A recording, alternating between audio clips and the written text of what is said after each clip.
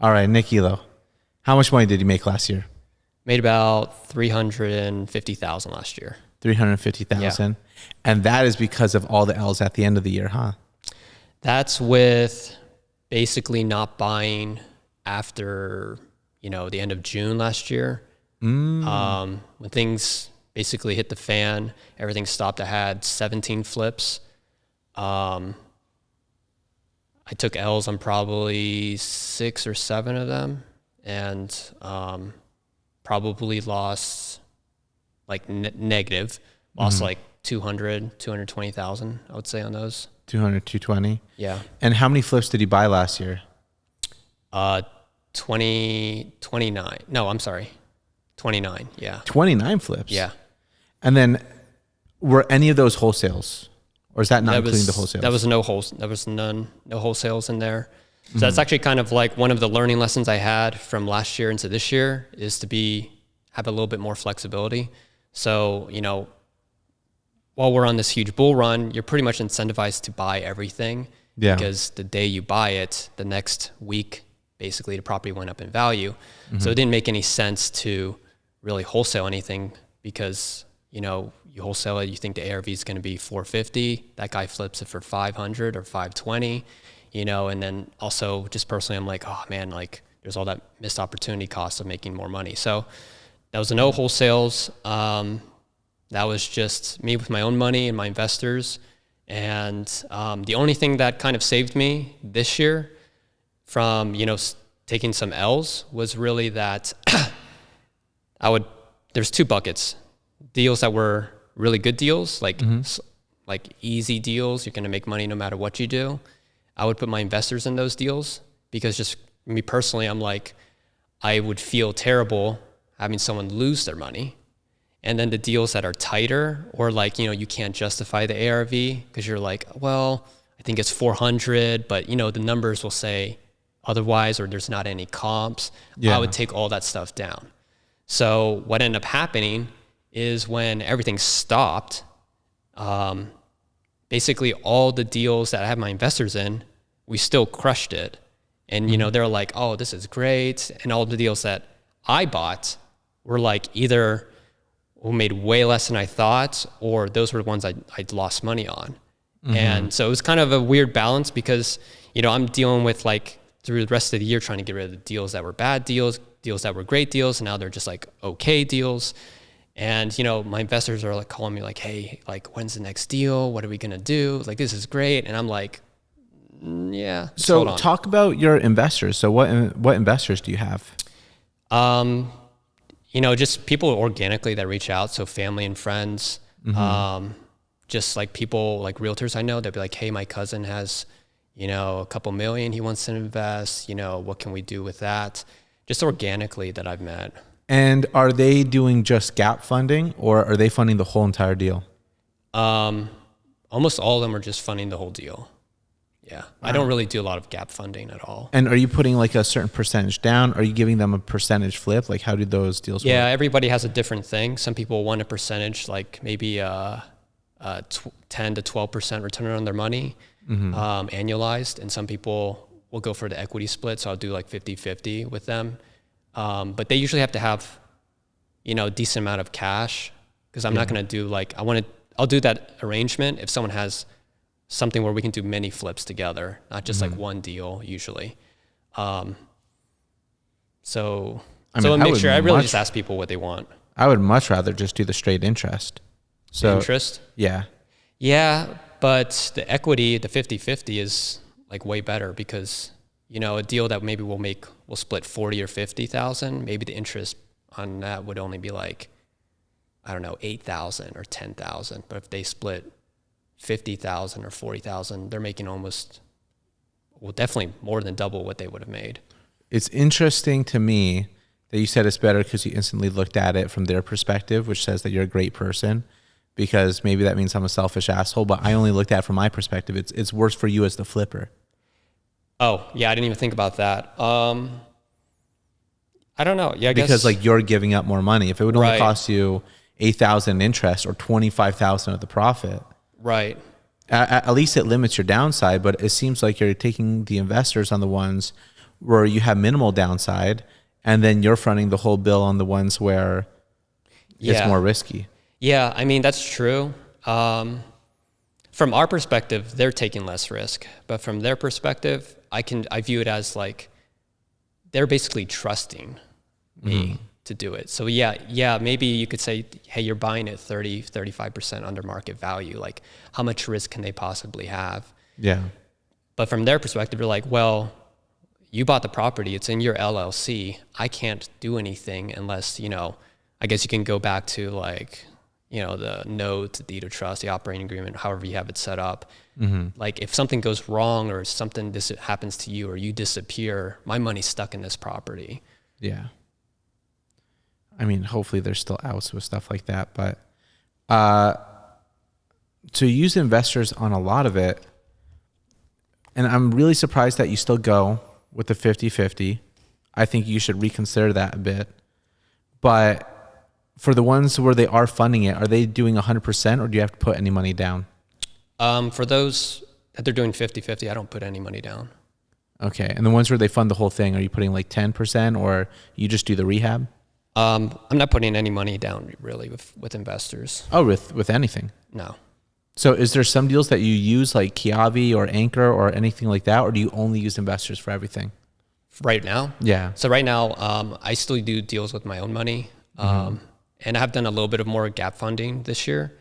But yeah, so those deals, any deals I do by myself, I'll do with Kiavi, which the rates have gone up a lot, but A lot. I mean, you do what you have to do. Yeah. And then, for the other deals, they'll just fund everything 100% because you're giving up a lot to do the 50-50, but then like you can just be so much more competitive as well. So if like you're 100% cash, you're competing with other people who are trying to use hard money or Kiavi. Like we all use the same numbers basically. We all have basically the same ARV. Rehab can fluctuate a little bit, not really. But if you're cash and you don't have like points or anything like that, as long as I'm hitting the numbers we're trying to hit, like you can actually be more competitive and do more deals. Yeah. And I have a very narrow buy box so that like I don't get out of my comfort zone. So I'm not buying properties that I feel like high risk, that I have clear ARVs. And if we're coming in cash, we're able to beat the competition a lot of times. Now, did you stray from that last year when everything that you touched turned to gold? So a few mistakes. One, I didn't do any wholesaling just to like kind of, make sure there was quick cash coming in.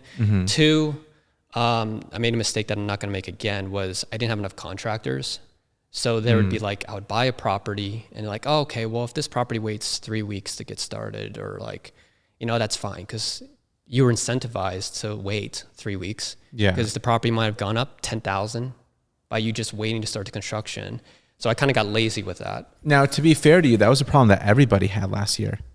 And not even just last year, in general. I mean, I remember talking to Ryan Pineda at a meetup in 2018 where he did 100 houses the year before or 120 that year. Yeah. And I'm like, so what are you going to bring it to next year? And he's like, I don't think I will scale it up next year because we're having troubles getting enough contractors to service all these flips. And the contractors that we end up getting are just not very high quality. Because I've had other agents be like, oh, Pineda's flips, they're trash. I'm like, what year was it? Yeah, he was taking any contractor he could find back then because he just needed people to do the deal. But I remember in early 2022, every contractor was so spoiled because they were just flooded with work that they would either charge you $80,000 for a flip that should cost $35,000 or $40,000, or they'd say, hey man, I could get to you in like 2 to 3 months. Right. And like, I can't wait that long. So what you had Casey Ryan do is he would just sell it to a hedge fund, which I wish I did more of that, but you could always just sell it to a hedge fund. But that's a problem that everybody had. And that was just one of the challenges. We were printing money. We made all the money in the world flipping, but the bottleneck was finding anyone who could work. Right. Yeah. And I think for me personally, like the contractors I have for the most part, like I've been using for years. So like, I've been very slow to hire new contractors just because like, knock on wood, but I haven't had one of those scenarios that people always tell you, oh yeah, I lost because I gave a contractor 50,000, he just left town. Like I haven't had that scenario yet. Yeah. It's because I'm very slow to hire new contractors. On the flip side, last year hurt me because it took a long time to get some projects started. And same with us. We would wait till we were done with one to start the next one because we didn't want to hire someone else because the other person, hiring a contractor is like going on a date. They're all going to tell you how good they are. They're all going to tell you how well they're going to treat you and how good they're going to be to you. Yeah. And you don't know until you find out. No, you don't. Until the first one or two deals, you'll know how good they are, and then hopefully they stick around. So with all that, where do you think, because I when I first knew you, I knew you as a wholesaler. When did you start to make the pivot to start flipping more? So we started wholesaling in 2016, which back then was like, I've heard stories even years before that. It was just like the glory days of real estate. Yeah. But I mean, back in 2016, I had a partner back then, and we were just doing direct mail. So we would spend like $10,000 a month in mail, and we would get like 8 or 10 deals. Wow. And a lot of those would be like $30,000, $40,000 assignment fees. And it was just like, we didn't have a process. We didn't really have a system. 8 deals a month? Yeah. Wholesales though, not flips. So you can do more volume quickly with wholesales because you're just selling them fast. But still, that's huge. I mean, doing 8 deals a month by any capacity, even as a realtor. I mean, even the best realtors in town don't actually do 8 deals a month. Their team will, so they'll make it seem like they do more than 8 deals a month, but they're taking credit for like 6 other people on their team. Right, for sure. Yeah, I mean, back then it was different because it was way easier to get contracts because you would maybe send a mailer to someone. Mm-hmm. They haven't gotten any other mailers. They would open it and they would call you. And if you asked them what they wanted for it, this would be the phrase that a lot of people would say back then. They'd be like, oh, well, I bought it for, 160, 6 years ago. If you give me 160, I'm good with that. And like wow. Zillow existed, but like many people didn't look at Zillow. It wasn't really a thing. So it was just kind of easy back then. It's way different now, obviously. And in those days, the Zestimate was a joke and all the realtors would make fun of it. But nowadays, the Zestimate is actually really accurate. Yeah, it's a lot better. Especially for Las Vegas. Yeah, I think it's really good for Vegas. So, I mean, you had the goose that was laying the golden egg, and then did that like dry up? Like what? Yeah, I mean, eventually competition got better. And so probably in 2020 is when I started doing like, you know what? We're wholesaling to these guys. They're making great money, but I mean, we're making great money, but then like we're seeing on the back end, like, hey, they're selling it for every single deal. They're selling it a little bit higher than our ARV. Mm-hmm. And I was like, it's just like the progression, I think, of a lot of real estate investors. Unless you really want to scale the wholesale business, you have to get into the flips because that's where, you maximize the deals. And the hardest part is finding the deal. And that costs marketing. It costs a lot of follow-up. It's really where the hardest part of the deal is. So I talked to my partner. I was like, dude, we need to start flipping because like we're leaving a lot of money. If we just flip and double our revenue, we can basically either do half the deals or do the same amount of deals and double like how much we're making. Mm-hmm. So it just like mathematically made sense. And we can get into some other stuff on like my views on flipping, but I think like flipping, you just kind of like, you give yourself the opportunity to be lucky. Yeah. And you don't get that on the wholesale. Whatever money you make is baked in and there's no upside. Yeah. Where we crushed the upside in 2021, early 2022. Right. I mean, if you're wholesaling, you might get that one lucky buyer who like, maybe they have a special use for it or they like want to have it as a rental or something, but those are like so far in between. Everybody, you're pretty much capped at what like most people will pay for. I mean, a lot of the wholesalers for early 2022, which is surprising you didn't do any wholesales, because a lot of them, the goose that was laying the golden egg in early 22 was those hedge fund companies who would buy what you had at, a flipper would buy it at this amount and the hedge fund would buy it at like full retail value, basically at what it would be after you flipped it. Right. So if you're buying a house at like 300, you're going to flip it and sell for 410 without even putting the money into it. the hedge fund would buy it at 410. Yeah, I mean, those were crazy days. I mean, in hindsight, it probably was better to offload a lot of risk to the hedge funds, but nobody really thought, it was going to crash. I wouldn't even say it didn't crash. It just like things stopped as fast as they did. I knew it was coming, but I couldn't have predicted in 1,000 years it would have stopped on a dime. Yeah, I think it happened faster, and I thought it was going to happen in the fall, winter time of that year. And I was off by 4 or 5 months. Yeah. But I knew it was coming in March. And in March, I'm like, I'm just going to make sure that I stay really consistent with 2 a month, because as long as you can space out your buying enough, if it's always 2 a month, then if it starts to go down, you're still buying on the way down, and, just really space it out so that I don't get too many at one time.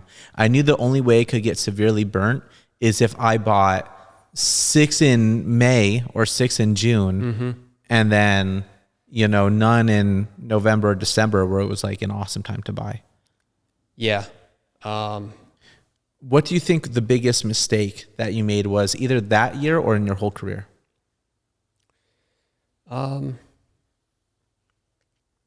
That's a good question. So I would say probably the biggest mistake is probably not learning how to raise money faster, because, this business is like, it's all about leverage. So Alex Hormozi talks about this. He's 100% right. There's 4 levers of leverage. There's people, employees, money, robots or like machines, and then like media, basically. Content. So if you're just wholesaling, you're basically only doing, like, if you have a team, you have employees, but if you are flipping, you're leveraging capital. And so what I never did in the beginning was really focus on raising money, because at the end of the day, the people who buy the most flips, it's all about who has the lowest cost of capital, and then they can buy the most, basically. So, and they can buy the most and basically beat other people out if they have higher costs of capital. Yeah. And no one really tells you that. They would just tell you, oh, it's just the numbers. Make sure the ARV is this percentage. Make sure you're making this much money. But nobody tells you, okay, if you raise $5 extra million or $10 million, that's going to balloon your business. Have you had challenges with raising the money? And for example, everyone's an investor until it's time to pull the trigger. So I've had a lot of people who said they would invest. And then when it comes time for me to ask for, the 300,000 for this deal, they sell it. Oh, I don't know about it. Or are you sure you're going to get that much for it? And it's like, yes, I'm buying the deal, and they start to get cold feet and try to back out. Have you had challenges to where you had the deal locked up and then the person who said that they're going to lend you the money starts getting cold feet? Not too much, mainly because I do a lot of upfront vetting. So I tell them, like, we walk properties together, we meet, I show them like past properties here. Hey, this is the numbers. You walk properties with the investors? Oh yeah, definitely. Like the one you're gonna buy, or like even the current ones and stuff like that? Oh, like my current flips. So if a new investor came, hey, I have money, I want to invest, I'll walk my current flips with them, and I'll be like, hey, this is what we bought it, this is what we put into it, this is what we think we're going to sell it for. I spend a lot of time up front, because I don't want to get to the finish line and be like, hey, we need a fund in 7 days, and then being like having cold feet. I want to drag them through the process, even if it's just like them spending more time with you. They feel like they're already more invested in the relationship, and you find out more quickly, like, are they serious or not? And I found the people who have, like, are business people, they get it like 100%. They'll vet you, and then, but they get it. They get the numbers, and they get it 100%. It's the people with, like, maybe smaller amounts, you need to hold their hand a little bit longer. But no, I really haven't had too much of that. I mean, there's always cross my fingers on the very first deal with a new investor, because I'm like, are they gonna, like, the day before be like, oh, I can't fund, or say, oh, something happened. I always ask them to send their money like 5 days beforehand, so that if it's the day of the finish line, I don't get screwed day of. I could always bring in someone else or something. That's smart, yeah. Because I'm nervous that they're going to get nervous. Yeah. In that first 1 or 2 deals, you don't know what's going to happen. And for me, I generally at this point only use private investors for like the manufactured homes, because Kiavi's standards to invest in a manufactured home are impossible. They want you to put 30% down, which is stupid. They want to see your history. It's far more complicated, their whole entire process to land on a manufactured home. So I just get private ones for that. And usually they're cheaper to get into, so normal people can afford it. Right. So if I ask them for like $350,000 or $400,000, that might be outside of their budget. Right. Or they might get more nervous about it. And the mobile homes, since it's a lower price point, you might be able to show like the numbers might look even more promising. Yeah, in terms of a percentage, and it's a little bit easier. And these days, manufactured homes haven't been doing so good. I'm not crushing my manufactured homes like before. Really? Yeah, all those we talked about the other day of all the new laws that they passed in Nevada, which is only going to screw over homeowners. Right. If you want to make affordability an issue and make houses more affordable for people, you have to take a look at the lowest price point. What is the lowest price point? Manufactured homes.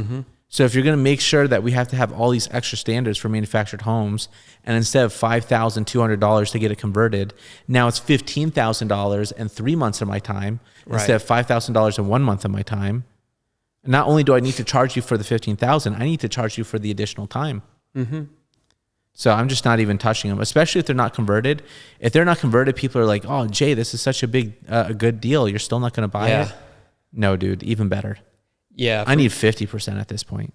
Yeah. I mean, we have one right now that's not converted. We're converting right now. It's a headache. We had a call like 2 days ago from the neighbor. They're like, there's 11 homeless people in the shed that they broke into, and they're just hanging out. It's a headache, but we got that one pretty at a good price. So like, I knew ahead of time, look, this is going to be a problem, but I'm already budgeting for the break-ins and the broken windows, and you know, this percentage of repairs are going to be higher than I thought. How are you handling your break-ins? Depends how bad they are. So we've been mostly pretty lucky except for that one this year. If it starts to happen frequently, like, well, I'll just pay someone to sleep there every night. I mean, you can put cameras and stuff. That doesn't really help too much. I'll pay someone to sleep there. I'll ask the neighbor to park their cars in my driveway.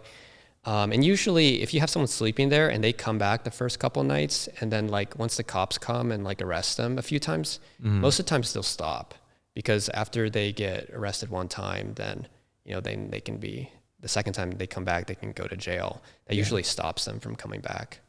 Yeah.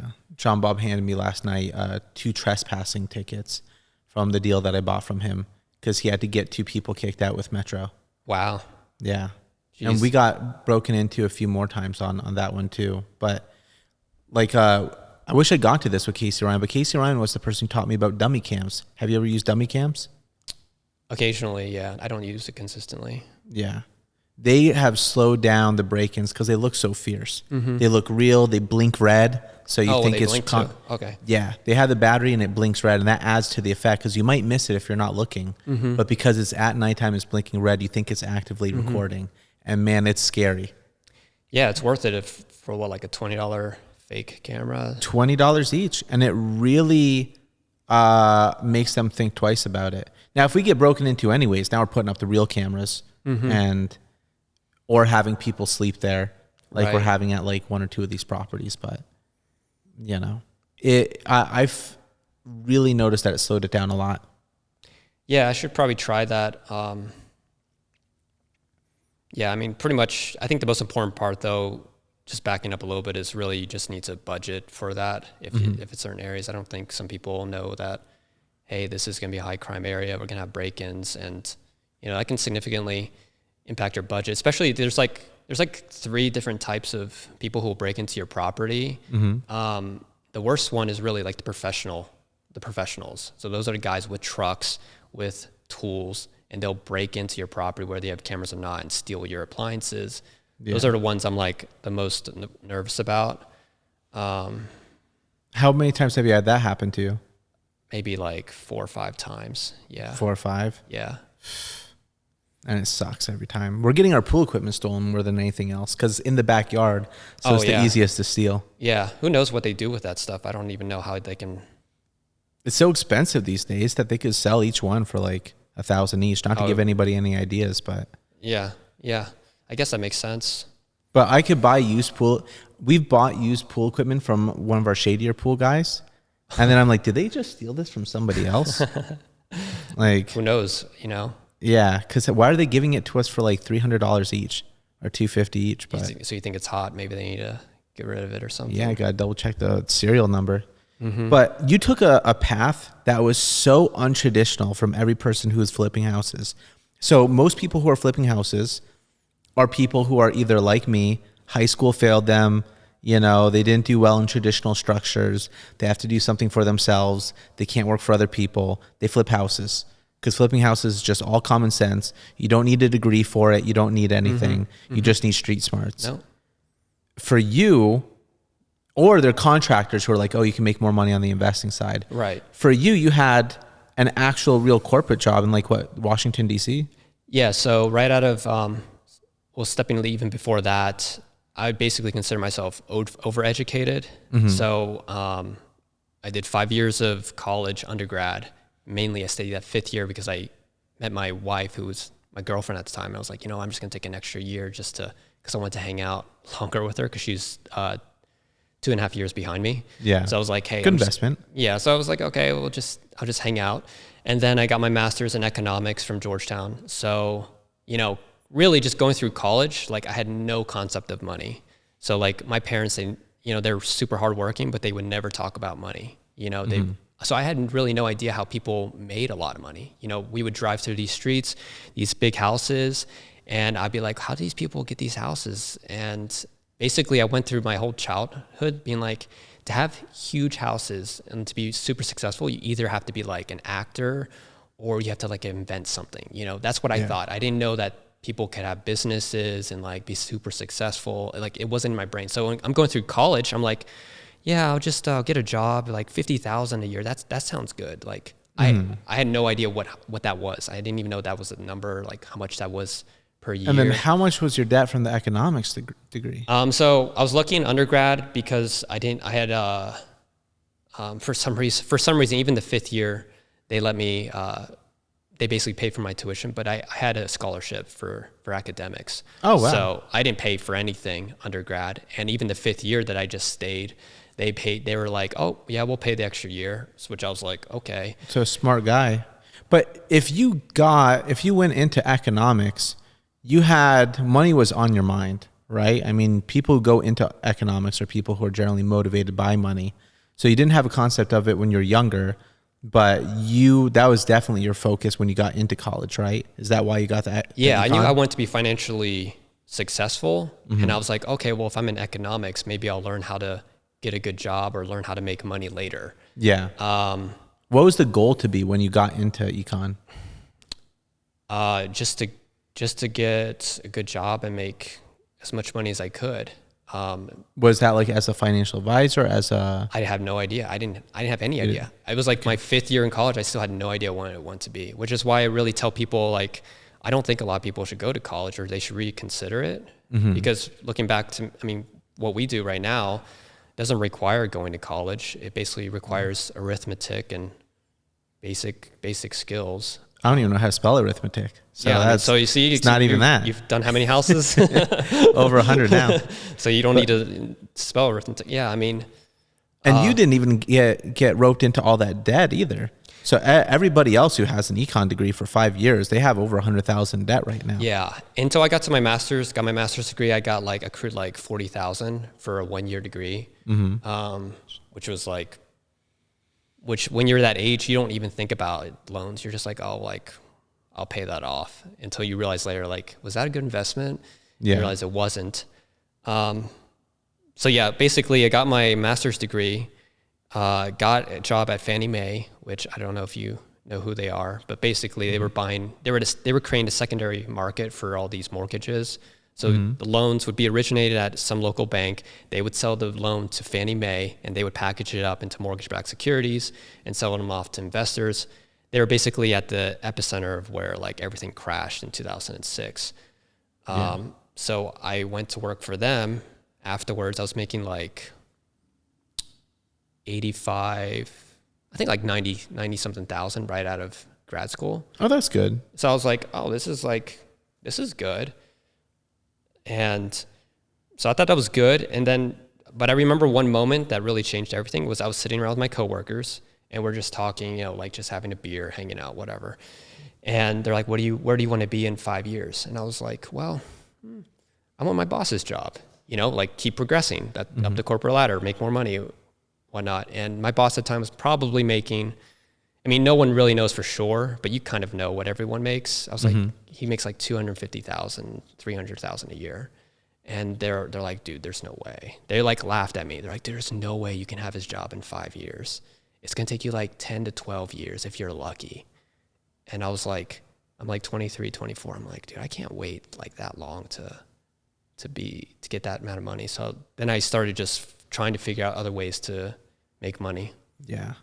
That was my situation in the casino too. I got to the top of dealing at 23 years old. I was a dealer at the Win. And then everybody who was like a shift manager was 20 years in the business, golfed with the right people. Like not only were they in the business for 20 years, they also had to have the right friends and get lucky. So you're still requiring luck even after all that time. Yeah. So I'm like, I got to find a way out. Yeah. And how much would they have made? Even they were making like 120,000 a year. Okay. And I was making like 74,000 a year. So not a huge jump really from where you were. No, it's not even like a huge jump. You have to be director of table games, but when you're director of table games, when there's a great quarter, they love you and they give you a bonus, and then one bad quarter and you're fired.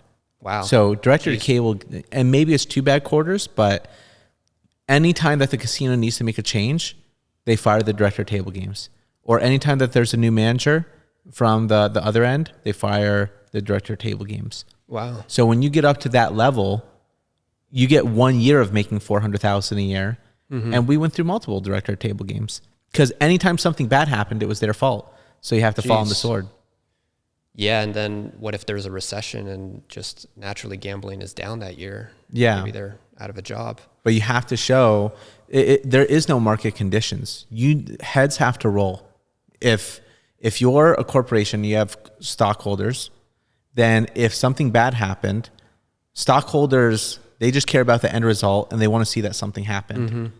So, most kings had their heads cut off. I don't know if you ever heard that saying, but no, I didn't. Yeah. When you're at the top, heads got to roll. If there's a down year, it's your fault. But either way, yeah, there's just waiting too long for the upside. How old are you now? I'm 33. You're 33? Yeah. Okay, so we're about the same age. So you went from DC all the way to Las Vegas, which is polar opposites.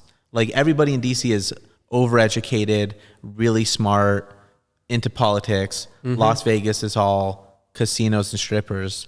Why did you come to Vegas?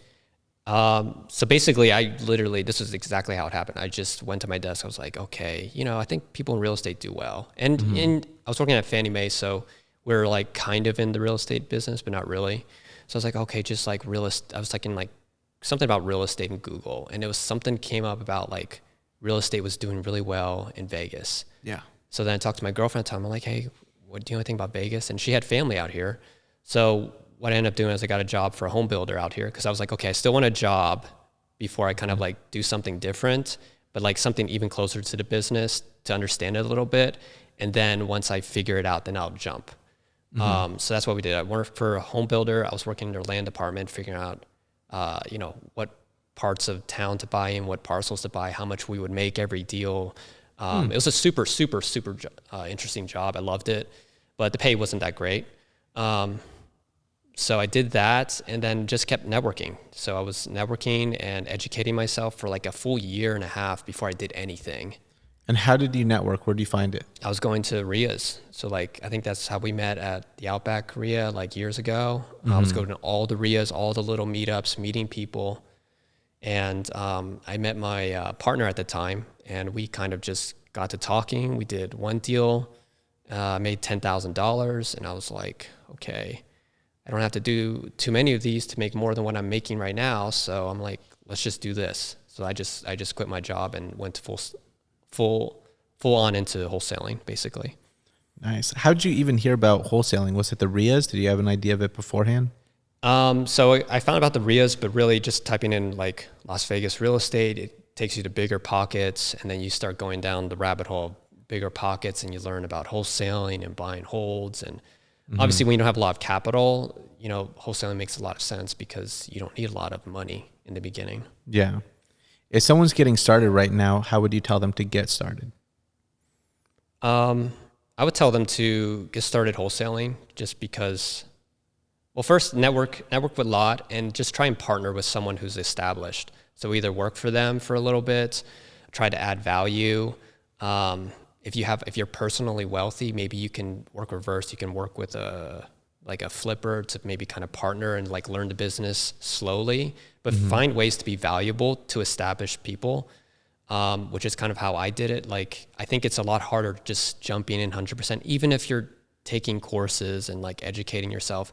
There's just so many unknowns. Like that YouTube university will only get you like 90% there. It's that 10% that really makes or breaks success, I think.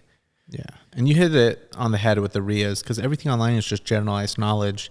And even if I went to North Carolina or Hawaii or, whatever market you go to, it's completely different. Knowing all that with all the flips that you've done in your life, if you start flipping houses in Canada right now, you need to spend some time to figure it out, and you should spend some time with a local person who really knows. Yeah, because you could be really smart in what you currently do, but you probably know nothing or just not enough to be successful in something brand new. So, I would try to find someone, add value, partner with them if you can, or bring them deals, or just learn as much as you can while adding value. And with your acquisition, so you got really lucky early on getting 8 deals a month. Yeah. So, was that your best year? What was your best year in the business? We were making like 800,000 a year. I don't think we ever hit $1 million, but we were making 800,000 wholesaling like in those years. Just we weren't necessarily great at marketing. And that's between the two of you, so split. Yeah, so we'd split it. So we weren't great at marketing. All we had was really a lot of hustle. And like we were really good at talking because you talk to so many sellers. So, you get used to like rejection really fast. And I think it helps translate into like when you start flipping, now you know all the numbers. And if anything, wholesalers, if you're a successful wholesaler, you're way more conservative probably than the average flipper because you have to try and get a deal even lower because you want to make sure that you can sell it at a higher price. Yeah. So I think naturally wholesalers are good because you're going to be naturally more conservative. And it's going to protect you a little bit when you start flipping yourself. And you were making so much money back then. I didn't know you were crushing it like that, but you still do acquisitions. So you started off as mailers, and if someone wanted to start flipping right now, where do you think the best channel is? Because if you're going to start over again, brand new, would you start with mailers or would you start with pay-per-click or? Yeah, if I was starting over right now, I would. So you're flipping or wholesaling? For wholesaling. For wholesaling, I would network obviously with enough like as many realtors as I could because that's just free deals. But that'll only go so far, and that's like not consistent deal flow. It's just kind of here and there. What I would do is really try and partner with someone or convince someone to be like, hey, once I knew my numbers, like, hey, let's spend money on marketing and figure out some like plan to, hey, you put the money, I'm assuming I don't have any money. Let's put some money into say direct mail because that's really kind of where you have to spend a lot of money, but it's like inbound leads. And those leads are very like, they're not like the best, like ready to go, but they're really good. Do you think direct mail still works? Yeah, I still do it right now. How much are you investing in that? Right now we're doing about 15,000 a month in direct mail. And how many deals are you getting from that? So probably about 3 to 4 deals. A month? Yeah. Man, that's killing it. Yeah. So what I've noticed is it's because we took a little bit of time off of marketing, like in 2021 and 2022 when I was by myself. Wasn't marketing a ton. Now, when I did it again this year, it's been kind of interesting. I've noticed that, maybe the percentage of like callbacks is lower, but I've noticed like my conversion is so much higher. And I have a couple theories. I think one theory is they're just talking to less competitors. So like basically maybe I'm just competing against one other guy or nobody. Because I don't know anyone doing direct mail right now, except for realtors for listings. Right. But that's it. And they're different. They're trying to get the listing, and the people calling us, they're not trying to list their house usually. Yeah. So yeah, I'm noticing the conversions are a lot higher, and I don't know how long that's going to last, but I think it's because maybe there's just less people. A lot of people took a lot of hits last year. Some people got out of business completely. Some people are still waiting. So, are you taking all those calls yourself? We have someone like a VA answering the calls, and then I'll go on the appointments. Okay. And those VAs are good. Like, are they good at setting the appointment? And I get so many messages every day. Sell us your home. Sometimes they'll be like, "Yeah, I want to sell my home," and I still don't talk to anybody. It just hangs up. I say, "Yeah, I would love to sell my home for a discount," and it just hangs up on me. Yeah. So they're pretty good. Really, it's kind of, there's a couple different philosophies. Some people, they get their inbound marketing coming in and they want to just like close them over the phone. So they'll ask them questions. Hey, what about the house? Why are you trying to sell? And they'll go through the whole sales process and then get the deal. For me personally, because I'm spending maybe $15,000 a month, I don't have like, that's enough leads for me to handle to where I can go on the appointments and and close them. So I can set up the appointments and not be overwhelmed like every week. So I can go like belly to belly and just like work on the deals, which I think is slightly better on average because you can get a better feel. Because, you know, sellers, they call, a lot of times they're scared or like they don't want to reveal certain information or they're embarrassed as to why they want to sell their house. Versus if you meet them in person, you know, a lot of that's going to flush out and they just feel a lot more comfortable when they see a normal person in front of them. And it's harder to say no in person. Anytime I want to negotiate a request for repairs or I'm trying to negotiate anything, if you hear my voice, you're going to be nicer to me than over text message. People are the meanest in text and email. When you hear my voice, it's hard for you to be mean. When we're in person, you're going to be the absolute nicest. I don't know what it is, but it's really, people are just more agreeable in person. Yeah. I mean, it's much easier, obviously, if you're on the phone with a stranger who you met like 30 minutes ago just to hang up if you just feel uncomfortable. Versus if in the phone, if you're in person, you're not going to really go anywhere. You're at your house. And when they see you, I'm sure that you give off vibes that you're not out to, you don't give off sleazy vibes. Right. So I'm really curious as to what your close ratio is to others, because there's some people in this business who would have probably just been a drug dealer and they found real estate and they go in like, yo, you want to sell your house? You know, let's make this money. Like their LLC's name is Big Bucks LLC or something like that. And it just gives off the bad vibe. You know, you don't come off with any of the sleazy vibes whatsoever that a lot of wholesalers do. Yeah, I think, you know, obviously you're going to meet certain people and you're just going to click a lot better. So like there would be like a lot of personality things that match. But yeah, I think as long as you some people, they go and maybe they meet people and they just act too desperate, you know? So if you're acting too desperate, people will catch on to that immediately. I think it helps now that, you know, I have multiple exit strategies. I can wholesale or I can flip. I also feel like a lot more confident when I'm in meeting a seller because I know I have multiple exit strategies. When you're meeting them, what is the mindset that you put yourself in? Like basically to frame the conversation, like, hey, are you speaking to them in the frame of, I want to buy your house? Or are you going from the frame of, let me see if this makes sense? Or are you from the frame of, let's talk about your questions, about your problems for 10 minutes and then start the close? Like, what's your process? So the process, I meet them and I'll set the expectations up front. So I'll be like, hey, I know we talked on the phone. Maybe we're going to be here for 15, 20 minutes. Just walk me through the house.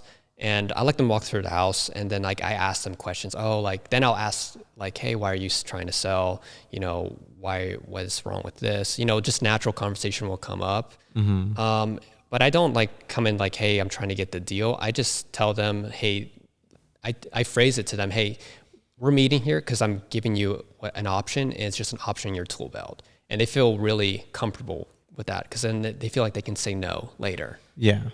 versus it's like, hey, this is the deal, and I'm going to try and close you at the end of this meeting, then they're going to be super anxious. So I just come at, hey, this is an option. And at the end of the day, you're not going to get every deal. So I just try to get every deal that is a deal.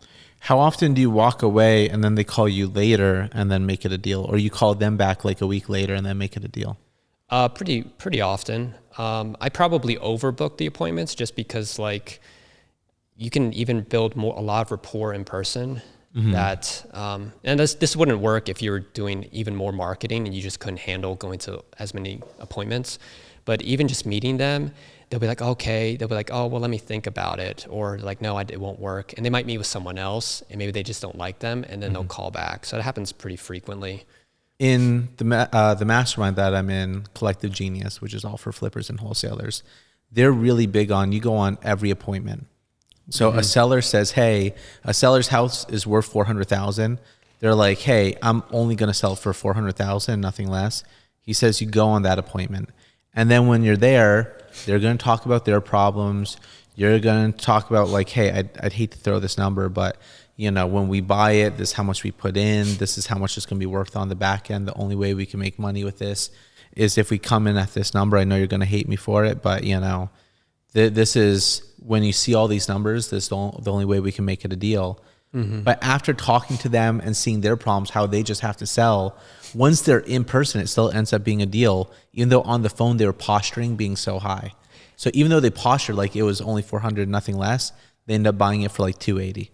Yeah, because on the phone, people, especially in the first call, they're trying to be defensive. They're trying to put up their poker face.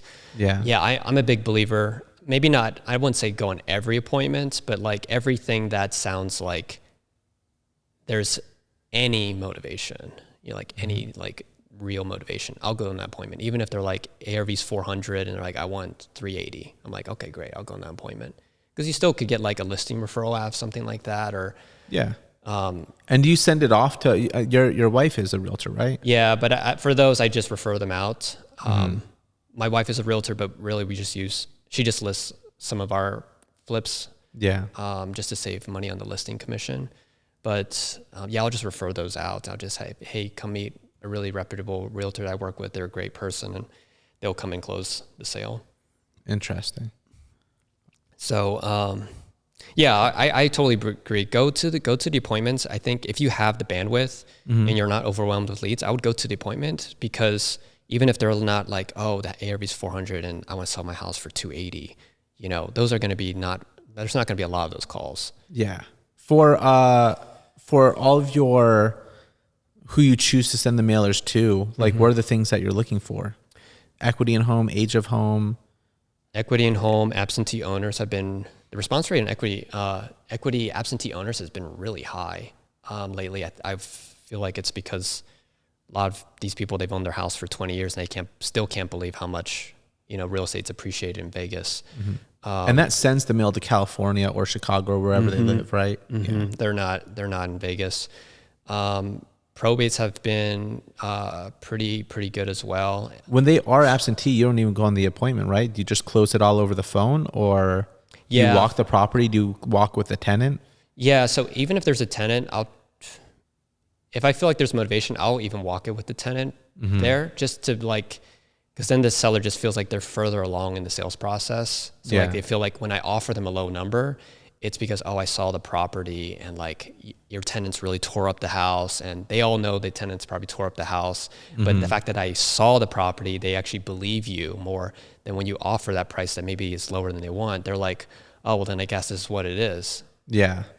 And once you see it in person, I've heard so many stories of if you negotiate, but you didn't go through the effort of seeing it, they're like, why would you buy this without seeing it? Other people can't believe that anyone would buy the house without seeing it.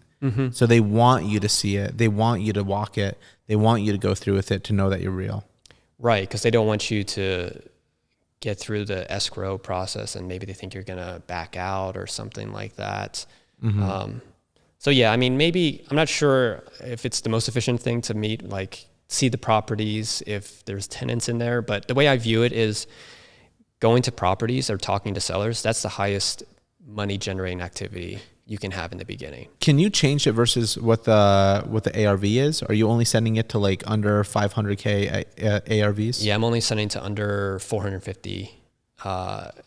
Basically, well, there's no ARV, but like you can estimate property values. So under 450 property values.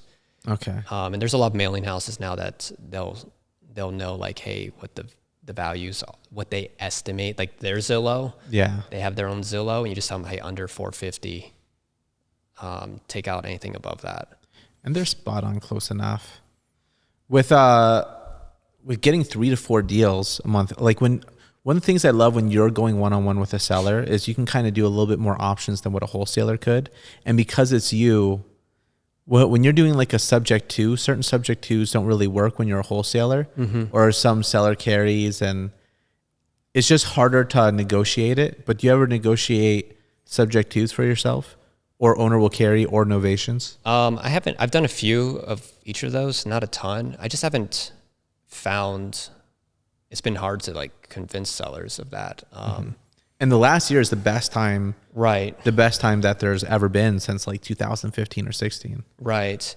I mean, maybe it might be, I'm not getting a lot of subject twos just in the lists that I'm hitting, that people just have equity. So like when I'm getting in that conversation, none of them are, none of that's not popping up because they're like, I've got $300,000 of equity, you know? You would almost need a different mailer of like, hey, homes that the mortgage amount is $400,000, they're worth $400,000. Right. And like, I'll just step into your mortgage and you can sell your home with no closing costs, even if you're underwater. Right. Why would you close it when you're underwater? Because I'm going to hold on to your loan and I'm going to sell it 5 years from now. And hopefully it goes up. Right. If I was mainly just only wholesaling, then that might make more sense. But I want to hit that high equity list because, you know, this is kind of really to drive more deals for myself. Yeah. For my own sourcing. So like I can't flip a subject to deal that easily. Because most people would just be like, oh, I'll just stay in the house, or they won't understand the subject to part. So I've done a few of those, but not, I mean, I love it. And if you can find them, I think they make great rentals. I just don't know, at least in Vegas, if it's a sustainable business model. Like you can't do like, maybe you can, I don't know. Can you do like 8 or 10 subject twos a month? Like, I don't know if that's even possible. If you're not getting cash flows from something else, it's really hard to get the cash flow to buy the subject twos. You know, like you need to do the flips so that you have enough money to put the down payment on the subject twos. Right. Because not every subject two is going to be like, oh, you come in with $3,000 and you get it. Like Pace Morby's come out with some things saying, oh yeah, I haven't spent money on any subject two on like 1,000 properties. Like you're lying, dude. You have to come up with a little bit of money. Right, right. You know? Or maybe he has investors who they'll put the money in for him and he has a pre-arrangement with them or something like that. I don't know what his arrangement is, but yeah. Or someone else comes in or something. But like, are you really going to go through the process of signing a legal document if all you had to come in was like $7,000? Right. Like that's not worth signing a legal document with someone else and getting it recorded and all that. Just put up the 7,000. Right. Yeah, I mean, most of the subject twos that I get from wholesalers sent to me, because I get a lot of them sent to me, they're requiring like pretty big down payments. It's not like 50 to 60,000. Yeah, you can't just get into this property with like 10 grand. Because every wholesaler's super greedy right now. They want to make 20,000 on a wholesale. Yeah. And like nothing less. To where in 2016, 17, 18, like 5,000 for a wholesaler, like the wholesaler was happy with it. Oh yeah. Oh, if you got a $20,000 wholesale fee, you were a hero. Yeah. You know, you were like, people thought you were the best thing. You were the best investor in the city. I mean, you remember from back in the Outback meetings, the people who made like 300,000 a year. Wow, you made 300,000 in a single year. This guy is on top of it. This guy's one of the best in the business. One of the best in Las Vegas. Yeah. And then now I just like interviewed some 21-year-old kid who's making like 500,000 this year just a few hours ago. Yeah, insane. It's crazy. Now like people, it's totally standard to see 20, 30, 50, $80,000 assignment fees now. Yeah. But realtor fees are up too. And, you know, for a lot of the deals, one of the things I'm surprised about is that you do deals for like 25,000 or 28,000 on the flip side. Yeah. But like if the ARV is 400,000, if you just listed it as a realtor for 3% commission, that's like $12,000. I feel like that's a lot of effort for something that's not enough money. It is. It could be a lot of effort. So the way I view it is, we go back to like, how do I view the market? If it's in my buy box that I feel super comfortable with the product, then I'll take that risk. Maybe if it's a little bit tighter deal, someone might be like, oh, I need to make 40,000. I'd be like, maybe I'll make 28.30 on it or something like that.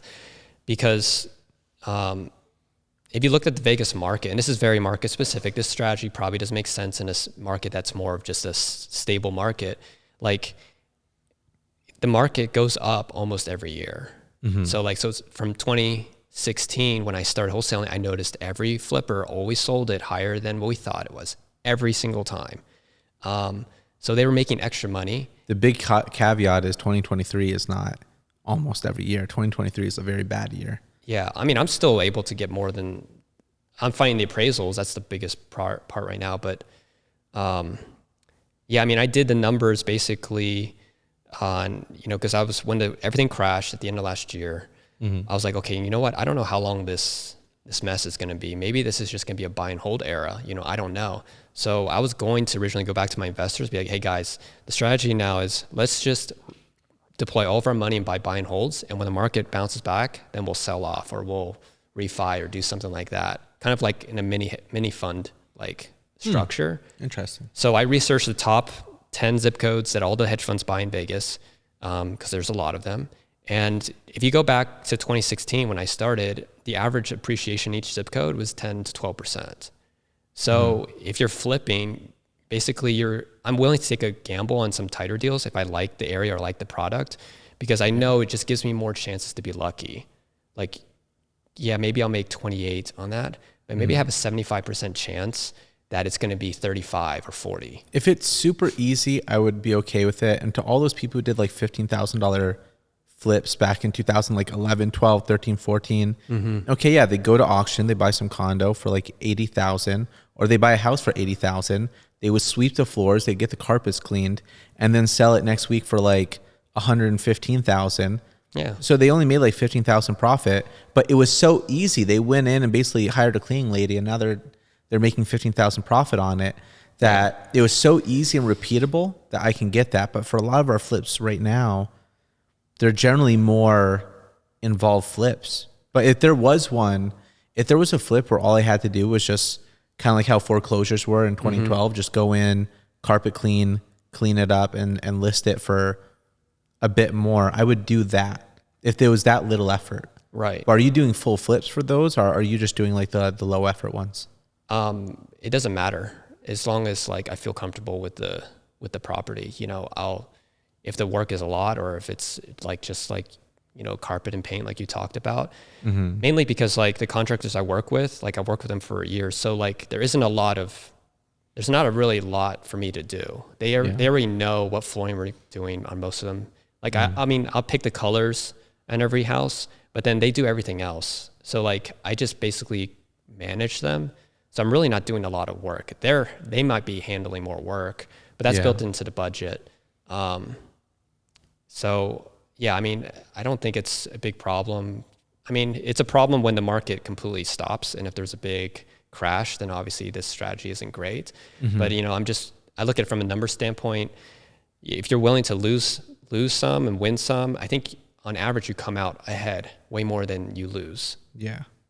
Especially in every single year, except for we had a period of time this year to where you could get some interest rates at 6% or lower than 6%, 5.75, but now they're back up to 7.5. Right. And now I want to liquidate some of my houses, because if we stay at this number over 3 more months, I think that things will start dropping again. You think so? You think prices will go down if rates don't come down? Yeah. 7.5% is a considerable difference between 6 and 7.5. And the payments are a big deal. Like a really, really big deal. It's crazy. Yeah. And even, Marlon's representing a client right now, makes $130,000 a year, can't even afford a $500,000 house. No. At $130,000 a year, which is historically rich. Like if you're $130,000, you're doing great. That's way more than double what the average person is making. And our median home price is like $450, so you can't afford just a little bit over that.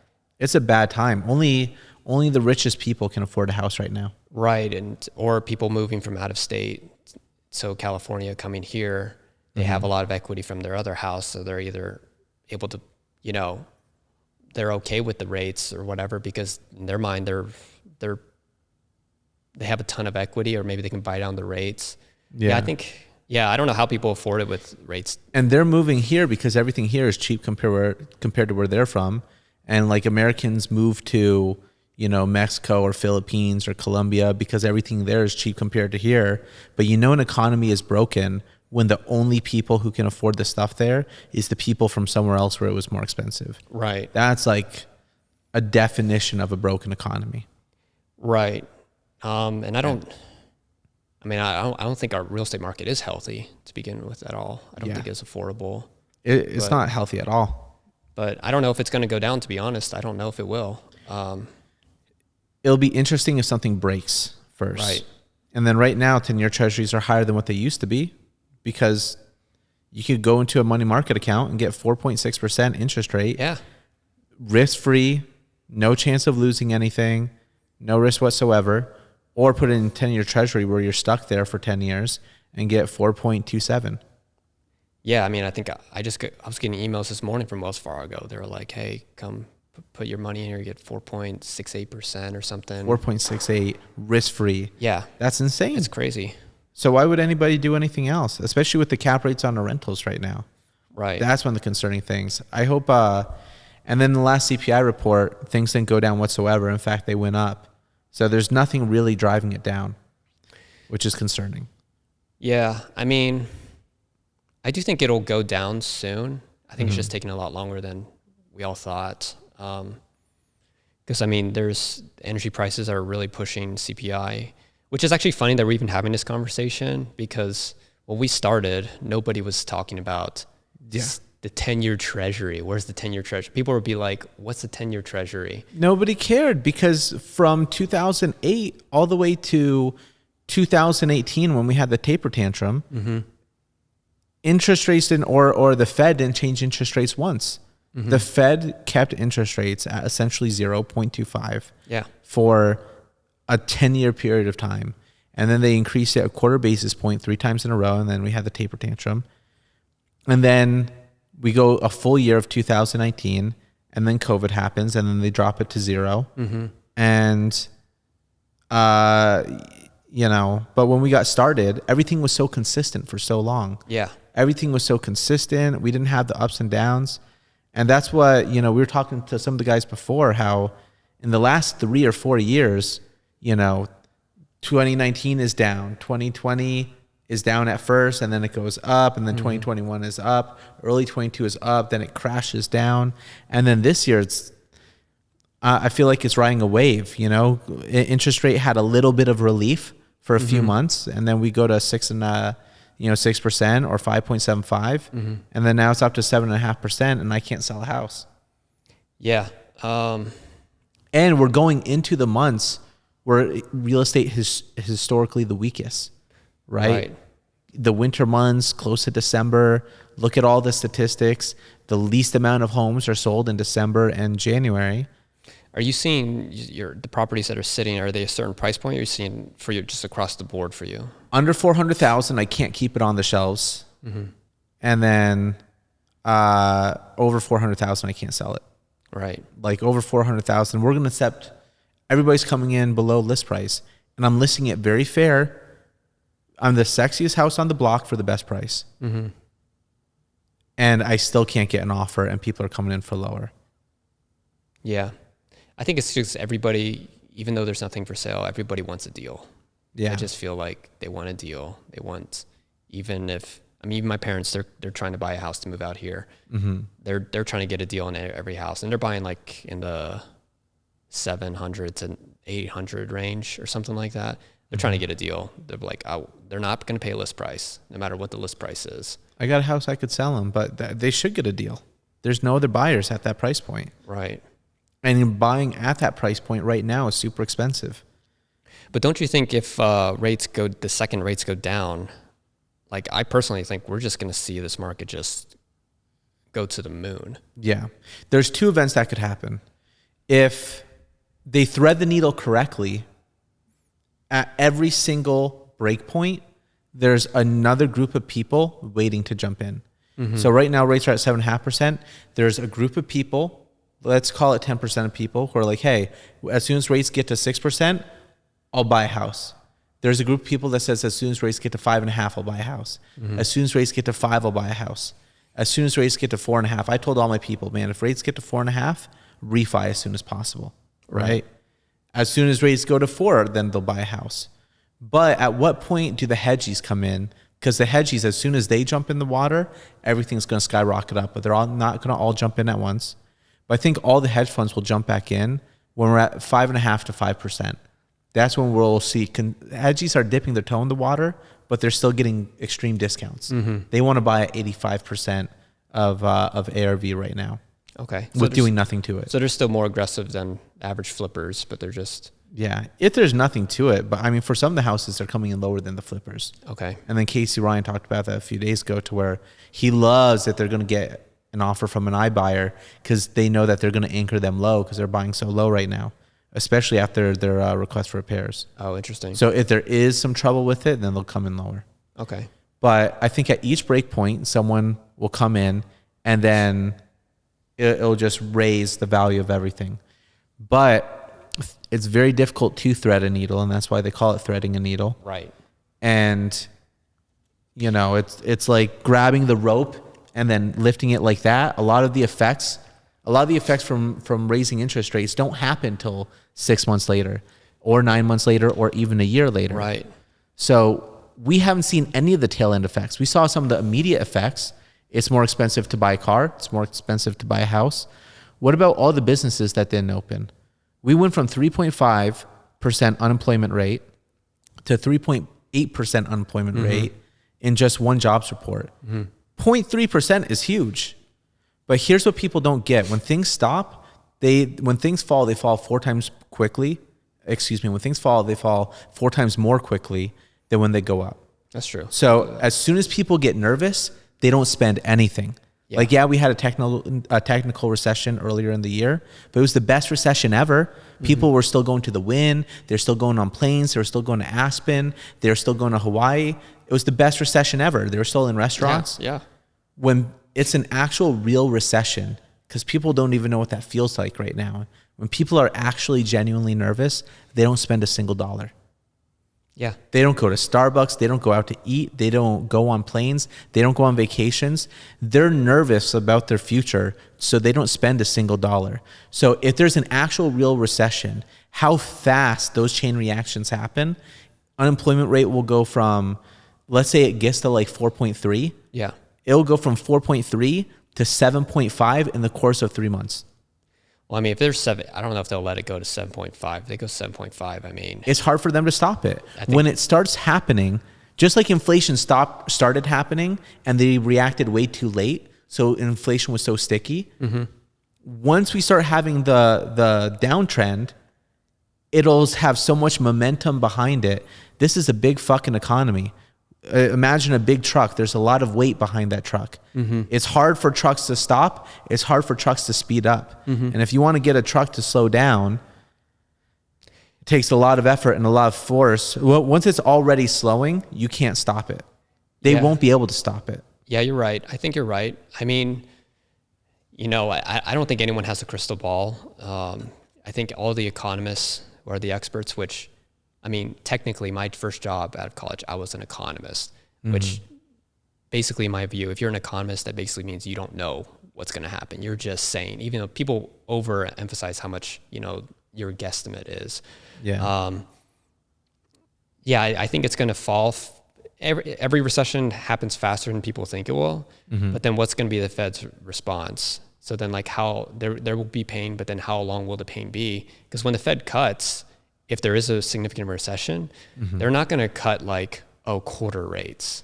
They're going to cut like 1-2% to get back down fast, like they did every single time they cut. So they kind of like tighten really slowly or relatively slowly, and then they'll cut. And then, you know, asset prices will slowly go up or quickly go up. Yeah. I just hope that the tail end effects of recessions happening, layoffs happening, like we had a lot of layoffs, and all the layoffs were in the highest paid positions. Right. No one was getting laid off from Walmart. Right. You know, no one was getting laid off from Burger King or Subway or it's hard to find those workers or whatever. Yeah. So all the jobs that were created were the bullshit jobs. But all the jobs that people make a living on are the ones that are getting cut. That's what they're not paying attention to. Right. They're looking at the raw numbers. They're not looking at like maybe how much that person or how much those jobs were making before. Yeah. And all the people got spoiled in that whole tech bubble of, you know, oh, take this virtual job, you know, make $150,000 a year doing code. And then they didn't even do any work, but no one could catch them. Two virtual jobs or something. Two virtual jobs at the same time. Yeah. Those people got cut. The weakest of every one of those jobs, the bottom 20%, are already gone. And then they're doing, I'm going to call it passive aggressive firing, to where it's like, come back to work, or else, you know, we mandate that everyone comes back to work right now. And let's say that's in LA, but they already moved to Texas. They already moved to Florida. Right. So they can't come back. Maybe they didn't tell their boss that they moved or whatever. Yeah. So, we require you to work at the office 3 days a week now, rather than 0 days a week. So it's like a passive aggressive firing, because you know there will be an attrition rate of at least 10 to 20%. Right. Yeah, I don't know what's going to happen. I think you're an economist. I trust your word. Well, if you're an economist, the honest answer should be you don't know, because I don't think they know. I think the only people who really know are like large business owners, because they have a real pulse on the economy, like people like Jeff Bezos and guys who just have, you know, work for these huge corporations. They have a pulse on the American consumer. I think everybody else, we're all just guessing, you know. Yeah. Even the Fed, they're just guessing. I mean, we all have our own pulse of the economy. The Fed is doing a really good job, even though they were way too slow to react. That was their biggest problem. And with their slowness, they really failed. They're doing a great job, but I'm really concerned that if the only economy was the American economy, I think we're doing a great job. But our Fed interest rate is like 5.25%, where every other nation out there, Germany 3.6, France 3.4, England 3.6, China's 3.4, 3.6, Japan is 3.4, 3.6. Out of every civilized nation, or what I would consider civilized, the one with the second highest interest rate is Italy with 4.1% interest rate. So we're just like so much further ahead. We're so much further ahead. And if you look at our inflation just got revised up now to 3.4%. But every other nation, Germany's at like 6.8, France is at 6 point something. Every other European nation, like it's a global economy. And I think you kind of have to come to Jesus with everyone across the globe just experienced some inflation. We all went through a thing. We all went through an event. We all felt it. And I know how did this thing get in? Yeah. We all went through an event, and we just got some momentary inflation. And it's coming back down slowly but surely. But should we really be so far ahead of everybody else? Because when we tighten too much, our dollar becomes stronger against every other currency, which sounds like a good thing until you realize that other people can't buy our stuff because it's too expensive. Right. I mean, it's definitely going to have a big impact. For real estate, I think it'll be interesting, because the only recession I've can remember, like real recession, is the 2006, 2007 recession. That obviously real estate did so poorly, but that was because real estate caused the recession, basically. I don't think if there is a next recession, which who knows even if there will be a recession like the way they define it as 2 quarters of negative GDP. And we already had one of those, but it was the best recession ever. Right. And a lot of people said that wasn't even a real recession. Some people said it was. A lot of there's politics in that. Is real estate, historically, real estate doesn't do terrible in just like normal recessions. Because typically the Fed lowers rates, so interest rates are really low. So it's affordable to buy houses because your interest rates are lower. So yes, there's going to be a lot of people who suffer because maybe they lost a job, but the people who still have a job, it just became so much easier to buy real estate. That's what I'm really interested in. If we go to 7% unemployment and they drop the Fed interest rate to 1% or 0.5% or 0.75, right now, I think like only the top 20% of richest people in Vegas or in America, but I'm going to say specific to Vegas, only the top 20% of richest people in Vegas can buy a house. I think we're so unaffordable that like a $500,000 payment right now is the same as what an $800,000 payment would be with a 3.5% interest rate. Right. Or even more than that, even like a 4% interest rate. I wonder if they lower the interest rates again, if even though we had so much more people out of work, and there's going to be so much more fear, so people don't want to do anything, but it'll be affordable to 50% of people. Right. What will it do? And those are the things that you never know. In COVID, I thought so much that things were going to go down, that there was going to be this wave of foreclosures. They keep on postponing when you could foreclose. And I'm like, man, as soon as that date is up, everyone's getting foreclosed on. And it never happened. I was so wrong. Yeah, I mean, everyone thought it was going to happen, and it didn't happen. Like yeah. I was selling. I was just trying to get things off my books because I was like, this is it. This is the recession. This is going to wipe us out. And it was exactly the opposite. It'll be interesting to see. I think personally, real estate's so local, but I think the Vegas market's going to be really strong. I think we're kind of turning into the new LA. And like, I think just the numbers. So we get 3,000 people moving into this city every month. That's net migration. And we have 3,700 houses on the market for sale, you know? So you just do basic math. Obviously, not every single person who moves here is going to buy a house. A lot of them are going to rent. A lot of them are going to rent, then buy. Some of them buy immediately. You know, it's just basic math. You know, the housing market's broken because a lot of people are never going to sell their house or for not a very long time because their rate is 3% or 2%. It's just financially like irresponsible to sell your house unless you have a super good reason. So the supply is going to be low, and we're just going to have people filtering in here. So like, you know, I'm really bullish on Vegas in the long term, and like I'm trying to buy as much long-term buy and holds for the future because I think, you know, anything you buy now, it's going to be like, I mean, I've already did data. The top zip codes that hedge funds are marketing to, they're going 10 to 12% every year on average, you know? Wow. So, I mean, and that's compounding every year too. So it's a great return. And if you can cash flow a little bit, and like for guys like us, like, I think people get into this business for two reasons: to build, you know, they want to have financial freedom. So you want to build that passive income, but then also you just want to have generational wealth.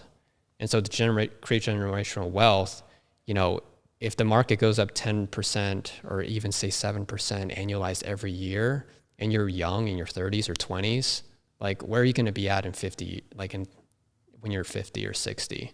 Yeah. You're going to be crushing it. Do you have any rentals right now? Yeah, I have 8 rentals. We just bought a duplex this year that we're gonna try to add 2 more units onto it to make it a 4-plex. We might not be able to; might just end up a triplex.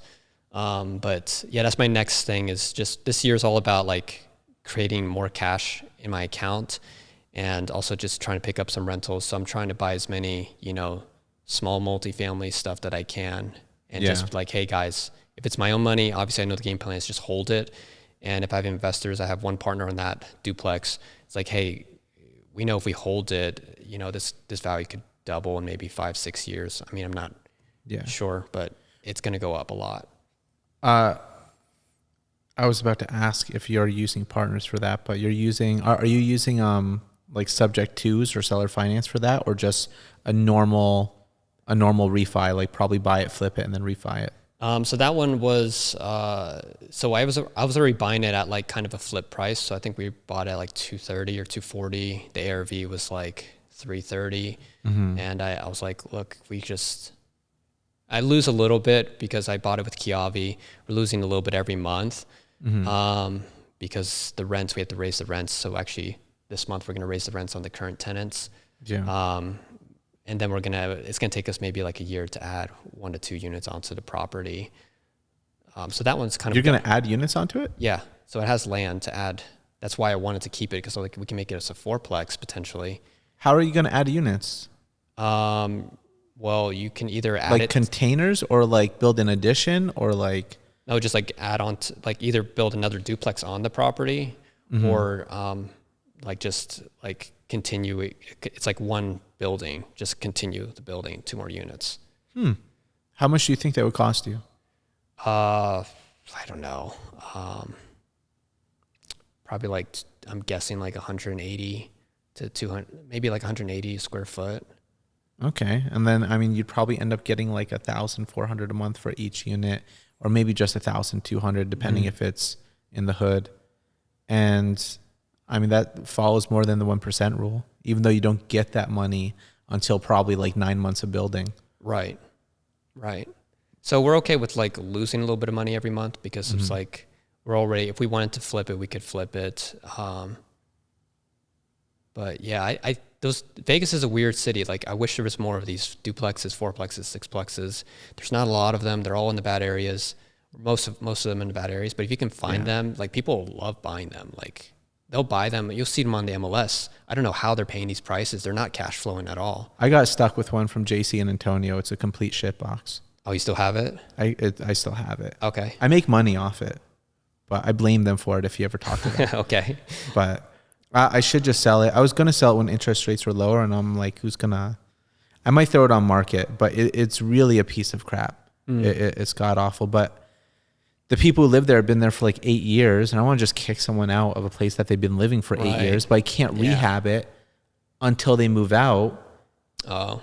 And they wouldn't even be able to afford what the new price would be if I did kick them out. Oh, geez. You know, if they're paying $800 a month, if I kick them out and rehab it, I'm going to charge $1,200 to $3,000 or $1,300, and then they're homeless. You know? Right.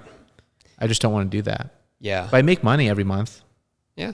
And it's actually an opportunity zone. So I've already had it for 2 years. If I keep it for 3 more years, I get 10% off of capital gains. That's awesome. And if I keep it for 8 more years, I get to pay no capital gains whatsoever. Okay.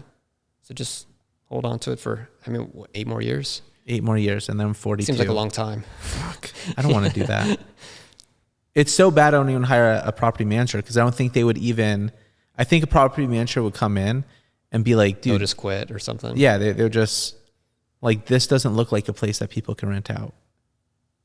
Yeah, I don't know. I would maybe just hold on to it if you can. I'm sure it'll probably double in value in 6 years, 7, 8 years. Hey, even by next year. Next year, things are either going to crash or they're going to rise up. Right. If we don't have a full-on recession, if we're not at 7.5% unemployment rate by next year, then we're going to have the best year in real estate ever. Right. I agree. And then this whole year is just a throwaway year. That's basically how I'm looking at it. Yeah. I think it's going to be a strong year personally, but who knows? And we're also going to an election year. So actually, now I think about it, I think we're going to have a real strong year next year because the government's not incentivized to have people out of a job or like have a very, very bad economy. 7.5% interest rate. 7.5% unemployment rate. No president can be reelected. Technically, the president doesn't have any control over the Fed whatsoever. Right. If it was Trump, he'd complain about it tooth and nail and write an angry tweet every day. But Biden isn't alive enough to write a tweet every day or to kick, holler, and scream. So, I don't think that Biden has what it takes to yell at Jay Powell or to call out the injustice. Because I think Jay Powell raised way too high. I think if we were a standalone economy, we'd be at a great interest rate. But when you compare us to everyone else, we way over tighten compared to everyone else. Oh, yeah. Super fast. We're half the inflation rate of everybody else. We're over 1.5 basis points in interest rate more expensive than everybody else. Why do we have to be that far apart from everybody else? We're not staying in line with our peers. It's a political statement. The Fed, they probably feel at some level they're embarrassed because like they said it was transitory inflation and a lot of people believed them and they were completely wrong. It wasn't transitory. Inflation kept going up and up. And I love that the Fed became a meme. Yeah, right. Transitory and then cap on cap. Yeah. So I think honestly they were just kind of like embarrassed and they're just like, look, we need to just rectify this mistake so that we don't care if we put them into this economy into a mild recession, because at least we'll be like, oh, whoops, we overdid it. They don't want to not tighten enough, and then people will be like, see, you guys don't know what you're doing, you messed up again. I think it's a lot of politics, to be honest. And I think the Fed and the federal government, they talk directly to each other. Yeah. So maybe Biden's not himself, but people around him, they're going to be like, okay, do all this tightening this year, but next year, we're not going to do this because like we need to win an election. I hope that they have the talk with him next year. I hope that happens. I really, really do. And as soon as they lower interest rates, I'm jumping in. I'm going to double my buying. Yeah. It'll probably be a great time to buy. Definitely. Well, hey man, where can people find you? They can find me on Instagram, Real Nick Elo, or they can find me on Facebook, but Instagram's probably the easiest. Nice. Real Nick Elo. Thanks for coming on, man. Thanks, man.